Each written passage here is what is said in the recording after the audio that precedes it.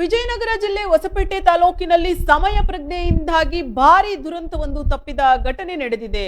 ಹೊಸಪೇಟೆಯ ಹೃದಯ ಭಾಗದಲ್ಲಿರುವಂತಹ ಪ್ರತಿಷ್ಠಿತ ಎಲ್ಎಫ್ಎಸ್ ಶಾಲೆಯ ಹಾಸ್ಟೆಲ್ನಲ್ಲಿ ಅನಿಲ ಸೋರಿಕೆಯಾದ ಪರಿಣಾಮ ಶಾಲಾ ಆಡಳಿತ ಮಂಡಳಿ, ಪೋಷಕರು, ಪೊಲೀಸರು ಮತ್ತು ಅಗ್ನಿಶಾಮಕ ದಳದ ಸಿಬ್ಬಂದಿಯ ಸಮಯೋಚಿತ ಕ್ರಮದಿಂದಾಗಿ ದೊಡ್ಡ ಅನಾಹುತವೊಂದು ತಪ್ಪಿದೆ.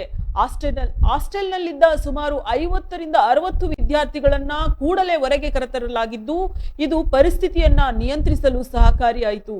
ಅನಿಲ ಸೋರಿಕೆಯಾದ ಕೂಡಲೇ ಎಚ್ಚೆತ್ತುಕೊಂಡ ಶಾಲಾ ಸಿಬ್ಬಂದಿ, ಪೋಷಕರು ಮತ್ತು ಪೊಲೀಸರು ಸ್ಥಳಕ್ಕೆ ಧಾವಿಸಿ ವಿದ್ಯಾರ್ಥಿಗಳನ್ನ ಸುರಕ್ಷಿತ ಸ್ಥಳಕ್ಕೆ ಸ್ಥಳಾಂತರಿಸಿದರು. ಈ ವೇಳೆ ಯಾವುದೇ ಪ್ರಾಣಹಾನಿ ಸಂಭವಿಸಿಲ್ಲ ಎಂಬುದು ಸಮಾಧಾನಕರ ಸಂಗತಿಯಾಗಿದೆ.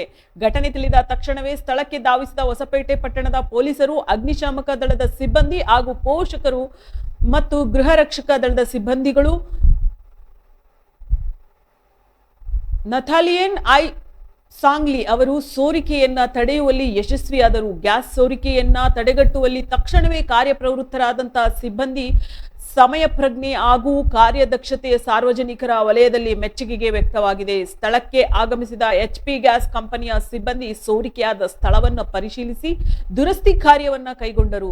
ಈ ಘಟನೆ ಹೊಸಪೇಟೆ ಪಟ್ಟಣದ ಪೊಲೀಸ್ ಠಾಣೆ ವ್ಯಾಪ್ತಿಯಲ್ಲಿ ನಡೆದಿದ್ದು, ಪೊಲೀಸರು ಪ್ರಕರಣ ದಾಖಲಿಸಿಕೊಂಡು ಮುಂದಿನ ಕ್ರಮ ಕೈಗೊಂಡಿದ್ದಾರೆ.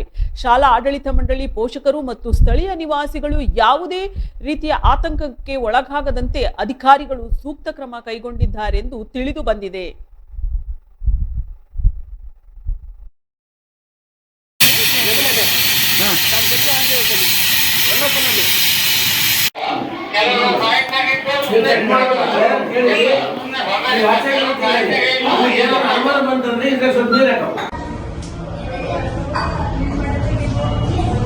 ವಾಸ್ತಾ ಇದೆಯೇನು